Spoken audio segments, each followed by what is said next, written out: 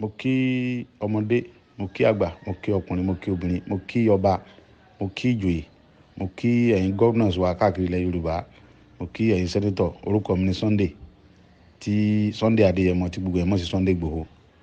Lẹ́yìn náà mo kí gbogbo àwa ìdílé tí àwọn èèyàn wa wà ní ibi ìṣẹ̀lẹ̀ tó ṣẹlẹ̀ ní Ọ̀wọ̀.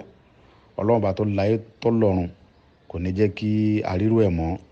Ọlọ́run ó sì jẹ́ kí kó tu gbogbo ẹbí àwọn tí nǹkan ṣẹlẹ̀ sí ní Catholic Church ní Ọ̀wọ̀. Ọlọ́run bá mi tù yín nínú. Ọlọ́run ó dólẹ̀ ẹ̀mí gbogbo wa.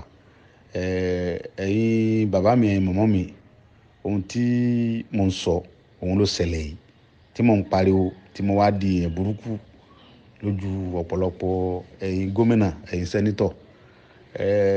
Ohun tí mo rí ẹ̀yin ò rí. Mi ò bá gọ́fúnà kankan jà, mi ò dẹ̀ bá sẹ́nítọ̀ kankan jà, mi ò bá ọ̀nàrẹ́bù kankan jà. Ṣùgbọ́n ohun tí mo rí ẹ̀yin ò rí nípa ìgbésẹ̀ táwọn Fúlàní yìí ń gbé. Ẹ wo bí wọ́n ṣe ń pa wá ní gbogbo ìgbà. Àwọn kan sọ Ìgbòho ló ń dà lúrú, ó fẹ́ dà lúrú ni, ó fẹ́ dá wa lálẹ́ ní sẹ́ẹ̀ tí wàá rí ń sìn. Kí ni wàhálà tí mo fẹ́ dálẹ̀? Gbogbo nǹkan tọ́lọ́run fún yẹn lọ́lọ́run fún mi náà. Ṣùgbọ́n ohun tí mi ń sọ ni pé tá bá ń sọ pé kò kàn mí tó bá kan ni tí ó súnmọ́ wa ń kọ́. Òun ni mo ṣe ń pariwo yẹn wípé kẹ́ ẹ jẹ́ ká tètè fọwọ́sowọ́ papọ̀ pẹ̀lú gbogbo àwọn tó jẹ́ ọmọdé, tó jẹ́ àwọn ọmọ tó láyà kíkanjú nílẹ̀ Yorùbá. Ká jọ fọwọ́sowọ́pọ̀ ká gbára wa lọ́wọ́ àwọn Fúlàní yìí. Wọ́n ti sọ̀ráǹdì gbogbo ilẹ̀ Yorùbá pátápátá. Ẹ wo àtọ́dún tó lọ mo ti ń ké ohun tí mo rí ẹ̀ rí. Ó sì bà náà ni kò tí ì bàjẹ́. Mo fẹ́ kí gbogbo ẹ̀yin bàbá wa, ẹ̀yin ọba, ìjòyè, ẹ̀yin alágbára, ẹ̀yin gómìnà, mi ò bẹ́ni kankan jà. Ọlọ́run dẹ̀ rínú mi. Gbogbo nǹkan tó ṣẹlẹ̀ sí mi, mi ò fi bínú, kò dẹ̀ dùn mí. Mo gbà pé bọ́lọ́run ṣe kádàrá nìyẹn. Ṣùgbọ́n kò tí ì bàjẹ́ jù.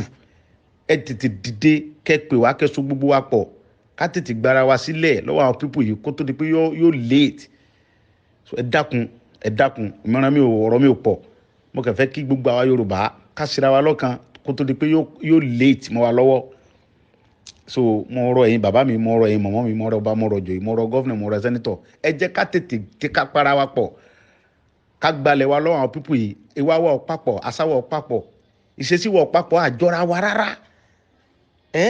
Mo rọ̀ yín, ẹ dákun, tí n bá ṣe ẹ̀ṣẹ̀ kan sẹ́nìkan tó bá ń dùn, mo fẹ́ kẹ́ ẹ dáríjì mi. Bí mo ṣe ń hùwà, ọmọdé dẹ̀ ni mí. Ẹ dákun. So Ọlọ́run ohun tó ṣẹlẹ̀ lọ́wọ́ yẹn, Ọlọ́run bá tó láyé tó lọ́run kò ní jẹ́ kó ṣẹlẹ̀ sí ìdílé ẹnìkọ̀ọ̀kan wa. Ẹ jọ̀ọ́, orúkọ mi lẹ́ẹ̀kan sí ni Sunday Adéyẹmọ tí gbogbo ẹ̀ mọ̀ sí Sunday Igboho. Ẹ ṣé mo dúpẹ́.